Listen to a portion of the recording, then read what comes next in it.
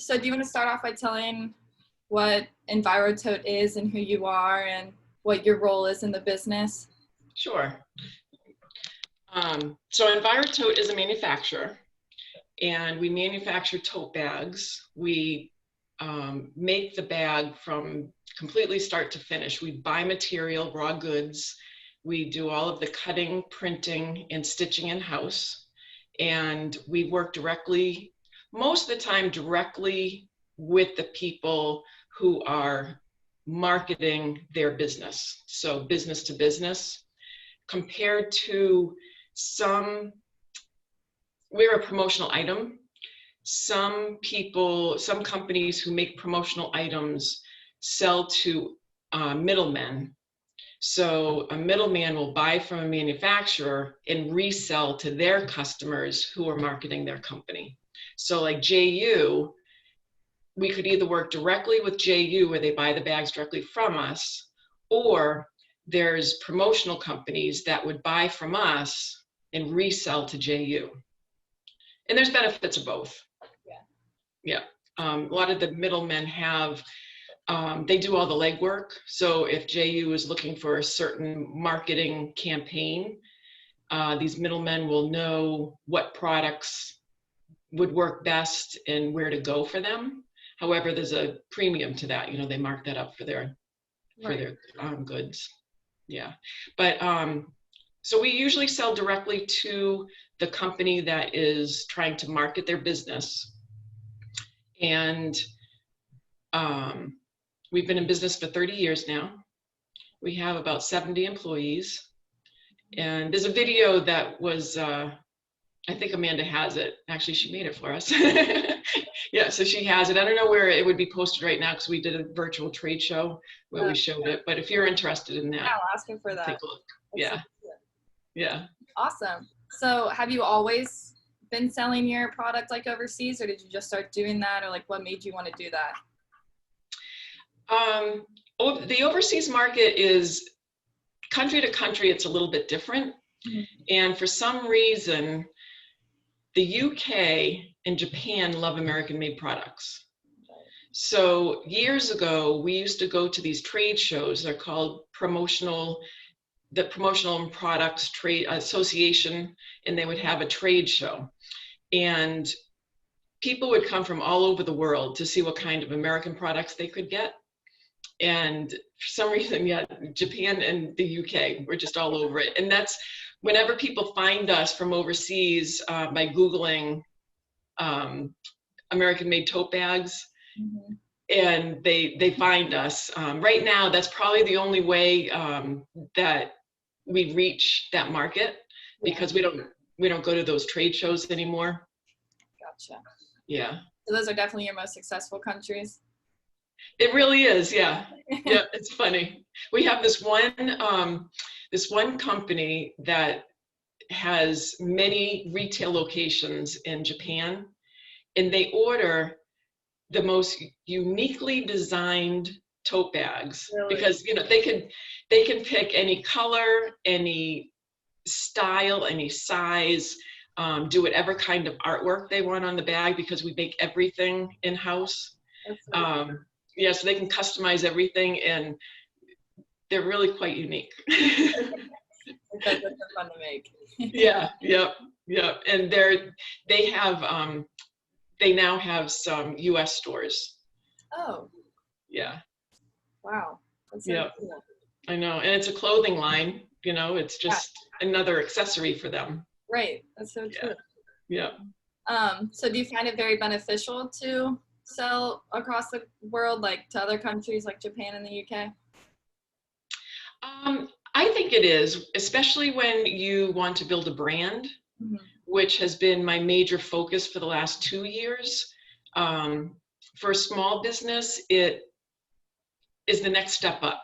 So for a long time, you're always trying to build your portfolio of customers, trying to spread the word in many different industries across the United States.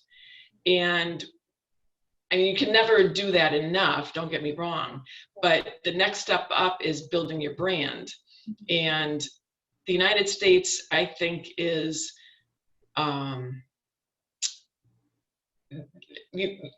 American manufactured products are such high quality, and people really know that. So when you want to build an American brand, it's a little bit easier because it does mean quality most of the time. And to have your brand across the world in different countries is pretty good. Because these are the days, people travel. People travel a lot. Yeah. So international is not a foreign thing anymore. Exactly. Yeah. So how do you, I know you said like some of these questions might not work as well for you, but so how do you market yourself in the US? How do you get your brand name out there? The two major focuses that we have now and have for the last few years is social media, making a big push this year for social media, and specific associations. So the college bookstore market, they have, there's about 4,500 college bookstores across the country. Oh, wow. And there's an association for them. So they have a national association, and then they have different regional associations across the country. And we've been with them since that's actually one of the industries that got us started. Oh, nice. Yeah, the students wanted an environmental alternative back in 1989 to the plastic bags that they were getting from the bookstores. And 1990 was the 20th anniversary of Earth Day. Oh my So God. that was the drive Yeah, for the environmental interest. Yeah. So so there's many associations that that we like to work with, and the library, there's the public libraries. Yeah.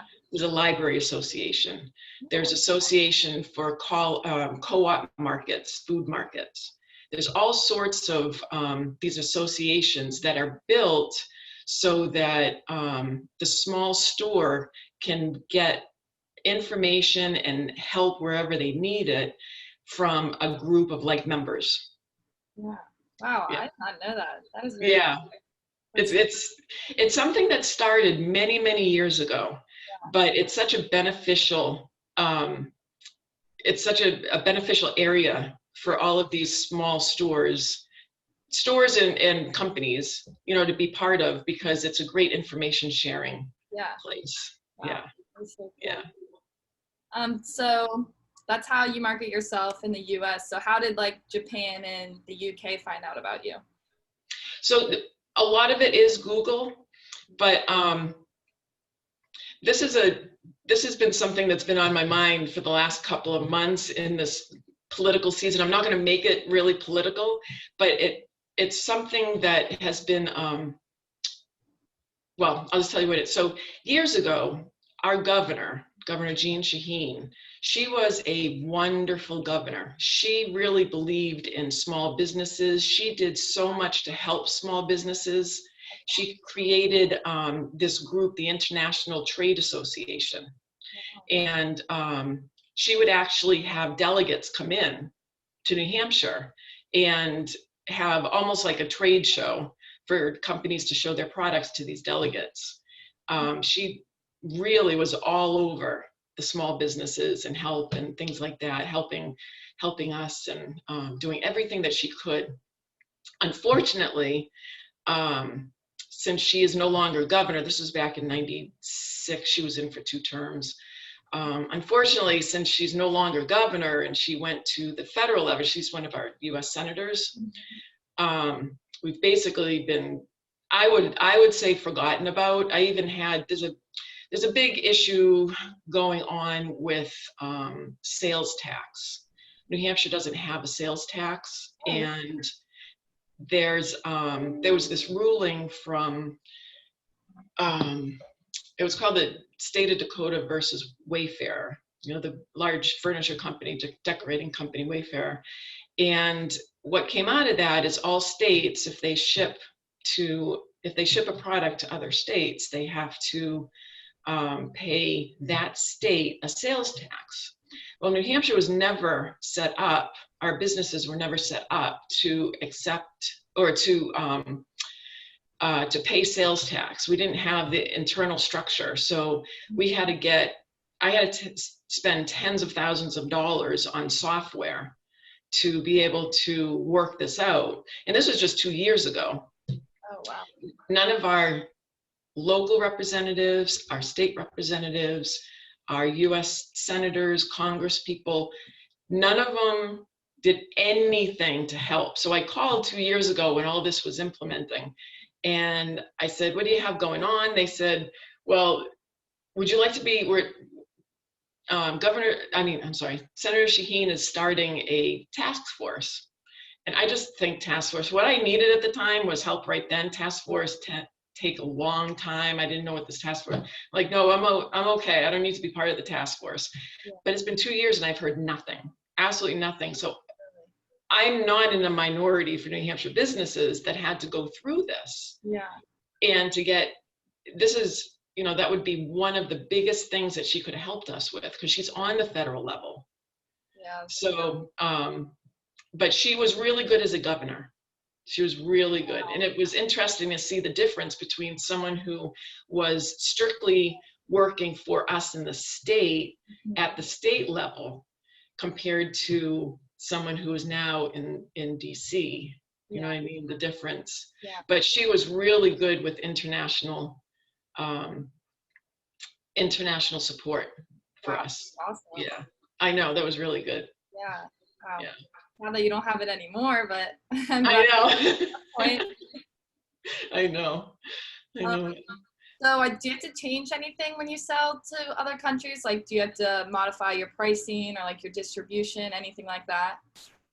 So the pricing is, we say you always have to pay in US dollars. Okay. Their banks will do the, what's the word, not transition, will do the Transaction? Yeah.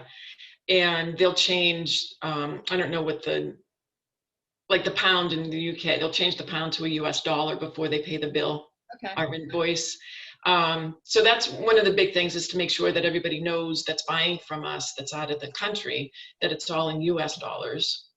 And then many countries have, the products have to go through, it's either a broker to go through customs, or customs does it directly. But if they have a broker, the broker almost manages a shipment from the US through customs to the customer. Oh, okay. Yeah, and many, like UPS, we ship most of our products UPS. Yeah. And UPS has an internal brokerage system, so they will help put that through. But sometimes companies that import a lot, they will have their own brokerage service. Okay. But regular, UPS, all the regular carriers will go overseas. Okay. Awesome. Yeah. Well, I'll just ask you one more question. Do you think you'll continue to sell overseas and continue to get your brand out there?